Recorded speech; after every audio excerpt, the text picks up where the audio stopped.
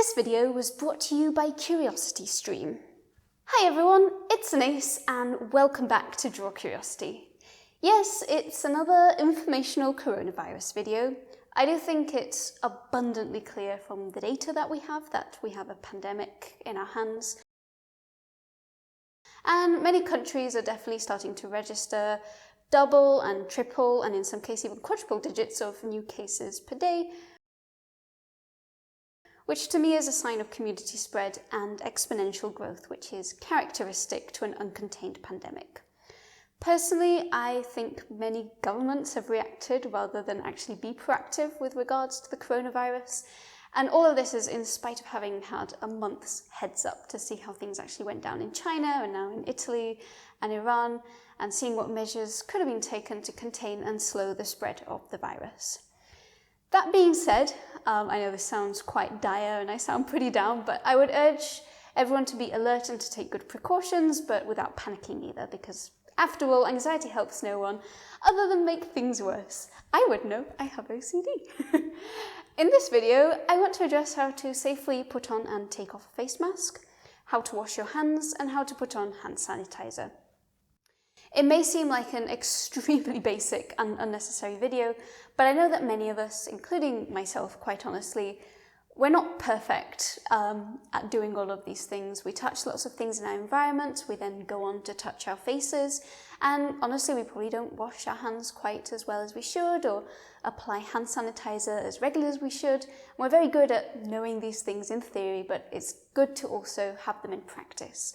And also, of course, many of us might not have much experience with wearing face masks. So I think a little review of the science and the how-tos just might be worth it. Again, like the previous video, you can find the time codes on screen, as well as in the pinned comment and the description. I definitely urge you to check the pinned comment just in case there are any possible corrections, as well as links to primary literature. After all, this is a developing story and there is constantly science coming out all the time. In fact, I'm concerned that as I put this video out, some things might have already changed. Likewise, I already made a video talking about the science of the coronavirus and frequently asked questions. So if you want a comprehensive overview, you can watch that there. It's also got all of the time codes, so you can have an idea of what questions you can ask there. So without further ado, let's talk about how to wash your hands, how to hand sanitize them, and how to wear face masks.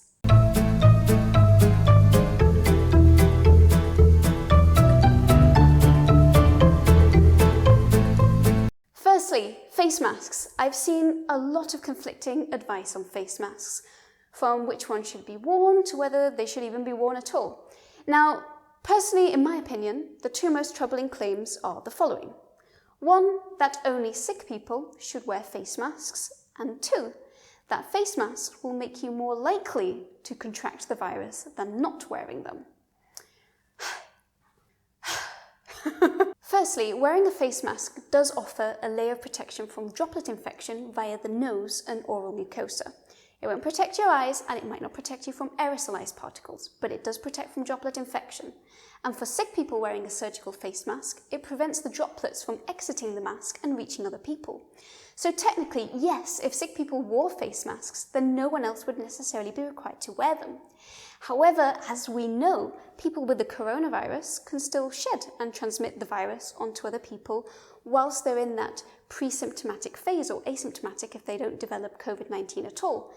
This can last for up to at least 2 weeks with a median duration of 5 days. Therefore, if only people exhibiting obvious symptoms of COVID-19 were to wear face masks, asymptomatic and pre-symptomatic cases would still be able to spread the virus onto susceptible people who aren't wearing face masks either. So this measure isn't really one that works very easily in the current situation for COVID-19. Likewise, it just blatantly isn't true that face masks make you more likely to contract the virus. But it's true that it doesn't offer full protection either, so you shouldn't be convinced or lulled into a false sense of security. A face mask covers your oral and nasal mucosa, but not necessarily your eyes.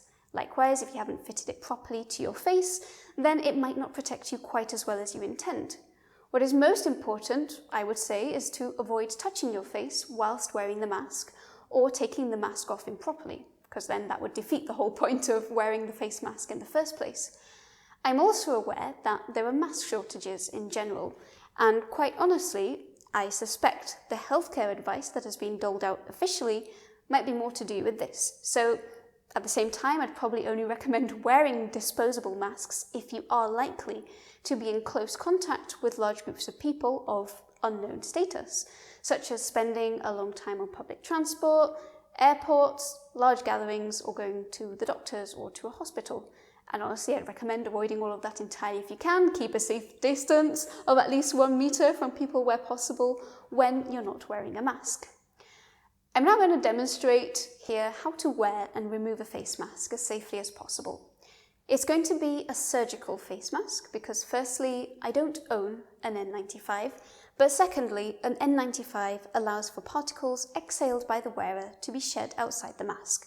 So if you had the virus, regardless of whether you were asymptomatic or not, the viral particles would be shed and flow out and basically defeat the whole purpose of wearing a mask to contain the virus. Firstly, you want to make sure the mask is the right way round and the right way up. If it's a two-toned mask, the blue is the outer side has pleats going downwards, and the inner side should have pleats going upwards, with the aluminium band indicating the top of the mask. The pleats pointing downwards actually prevents water from pooling or entering the mask, whereas the pleats that point upwards will trap and stop your own saliva and mucus from spreading if you happen to cough or sneeze or drool from behind the mask. In between the inner and the outer layer of a surgical mask, there is a filter, and that filter prevents particles from filtering in either direction, thus containing what is on either side. To put it on, firstly, you must put the metal wire over the bridge of your nose and then place the ear loops around your ears. Please make sure the metal wire is folded to form a secure closure over your face. If there's any gaps, then droplets can potentially enter through there, and therefore it sort of renders your use of the mask pointless.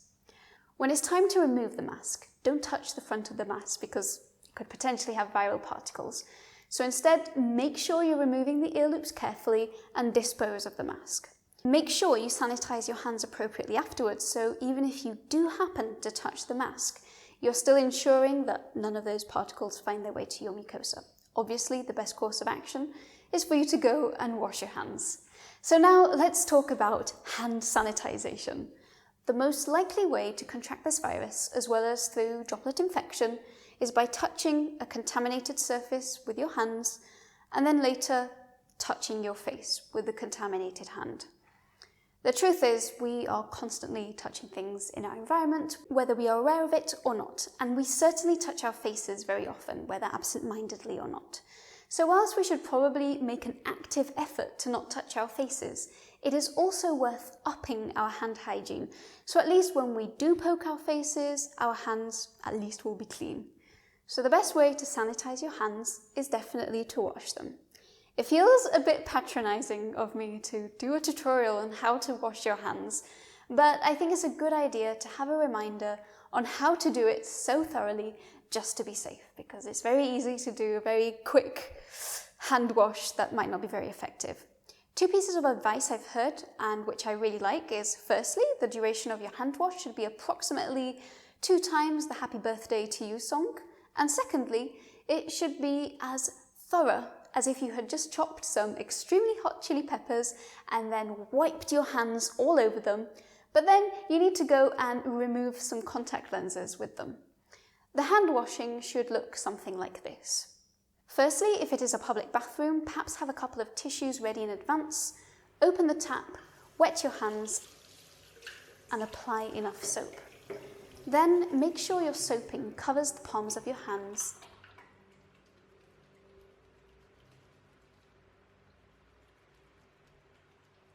The ridges between your fingers,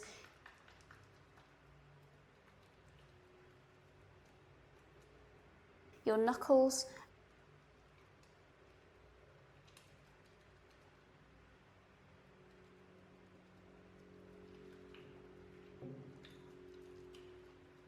don't forget about your thumbs, and make sure your wrists are taken care of as well. Maybe reconsider wearing tight bracelets and watches for time being, because they can also trap particles underneath.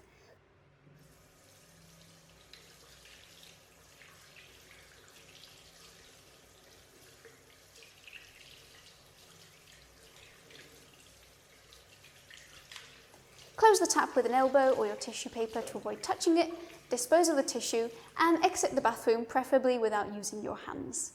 Now, I understand that washing hands isn't always a possibility. You might be outside and there's no sink or there's no soap, and in which case I would recommend carrying and using a hand sanitizer with at least 60% alcohol content. Again, as with face masks, there has been conflicting advice with regards to how effective hand sanitizer is.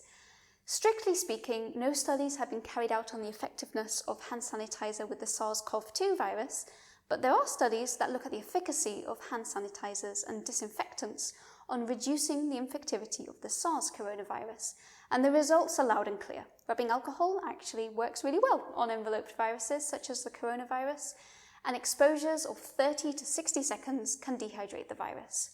I should say the vast majority of studies I've found use higher concentrations of ethanol, of 75% and above, in their hand sanitizers, but I was able to find a study citing unpublished data that used a 60% ethanol hand sanitizing gel, which displayed the same level of reduction. So provided the exposure is sufficient on the skin, it should be effective at drying out any potential viral particles. Other small measures you can take are taking off your shoes when entering the house to avoid spreading dirt over the floor, and also frequently disinfect surfaces at home, particularly those places that you commonly touch. Think doorknobs, keyboards, keys, your phone, handrails, etc. An easy way might be to just lead a normal day in your life, write down all the objects you touch, and then assess from there what is worth wiping down most often. Dettol wipes and bleach should be your friend in this instance, and bleach definitely works at getting rid of the coronavirus. I really hope this video is helpful. It might be annoying to implement some of these measures if you're not used to doing so, but honestly, I think it's worth it to reduce the rate of transmission of this virus and this COVID-19 disease, and also to improve one's personal hygiene. And whilst a change in behaviour in oneself can seem alarming and it might make you worry, again, try not to panic. These are very easy precautions to make that can actually make a really big difference if done properly. And sadly, worrying for the sake of worrying won't actually help anyone, but being aware and alert can. Now, if you're planning to stay at home a bit more, whether it be for quarantine, self-isolation or social distancing, but you aren't sure of what to do, you might be interested in today's sponsor, which is CuriosityStream. CuriosityStream is the first streaming platform that's devoted specifically to feeding people's quest to learn, explore, and investigate more about the world. And they offer thousands of documentary and non-fiction titles to their users. And you can enjoy 1 month for free on me by going to curiositystream.com/drawcuriosity. If this video has made you want to learn more about epidemics and viruses in the safe haven of your home, I can recommend Viruses, Destruction and Creation, which is also conveniently available in English, Spanish and Portuguese, and it actually covers the Zika epidemic from 2016. If you're not feeling viruses, then I'm just going to recommend browsing any David Attenborough. The latest one I've enjoyed is Hummingbirds, Jeweled Messengers. There are very few things in this world that bring me more joy than his calming voice, coupled with gorgeous high-speed videography. A CuriosityStream subscription also includes a free Nebula subscription, which enables you to view and support more of your favourite educational creators with none of those pesky YouTube adverts. Thank you to all of my wonderful Patreons on Patreon for supporting Draw Curiosity.